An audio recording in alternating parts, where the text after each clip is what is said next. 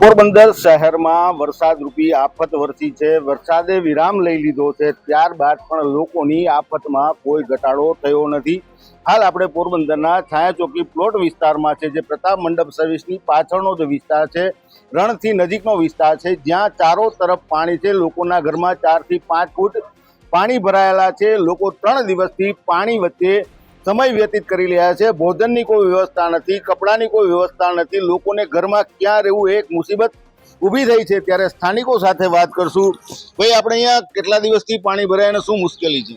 અહીંયા પાણી 3 દિવસ થયા ભરાણા છે અને 2 દિવસ થયા પાણી ટૂંકમાં વધતું જાય છે। તંત્રની લાપરવાહીને કારણે આ બધી સમસ્યા ઊભી થઈ છે।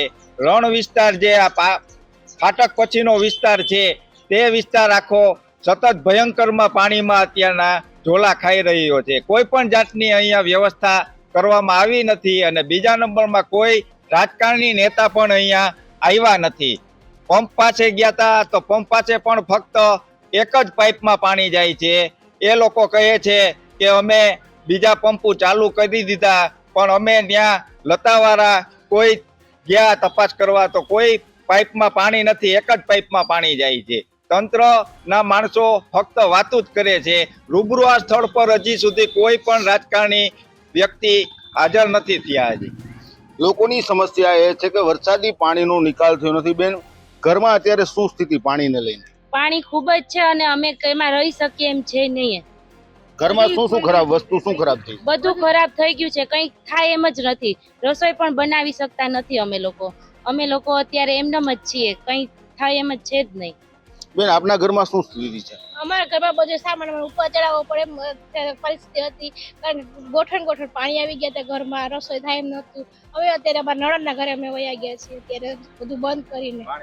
પાણી જેમ જેમ વધતું જાય છે, પ્રેશર વધતું જાય, ઉત્તરવટી બદલે વધતું જાય છે વધારે। બેન, તમારે શું સ્થિતિ? અમારે તો બહુ જ વધારે, કેમ કે અમારે નીચાણ છે એટલે અમારે વધારે પાણી, અને અમારે ગાયું બહુ દુઃખી થઈ છે। અને આ પાણીનો નિકાલ જેમ બને વહેલો કરો, કેમ કે અહીંયા બધાય ધોવી કેમ ગાયુંને, ખવડાવવું કેમ, અને હરપવું એટલા નીકળે, અમને પાણીમાં હાલતાય બીક લાગે છે। આ કેટલા વર્ષ પછી આ જોવા મળ્યું તમને? 20 વર્ષે પાછું આવું પાણી આવ્યું છે અને આ નગરપાલિકા કઈ ધ્યાન જ નથી આપ્યું। મોટર એમને ફોન કરીએ છીએ તેમ કહે છે કે એક મોટર બીજી મોટર ચાલુ કરીએ છીએ, પણ અમે જોવા ગયા ત્યારે એક જ મોટર પાઇપ ચાલુ હતી, બીજી કાર્યવાહી કે અમે કરીએ છીએ પણ કરતા નથી કોઈ। બેન, અત્યારે આ વિસ્તારના જેટલી સોસાયટી કે આ લોકોની શું સ્થિતિ છે? બધાની એક સરખી સ્થિતિ છે। કોઈ રાંધવાની પણ કોઈને પરિસ્થિતિ એવી છે જ નહીં, કોઈ સંજોગમાં।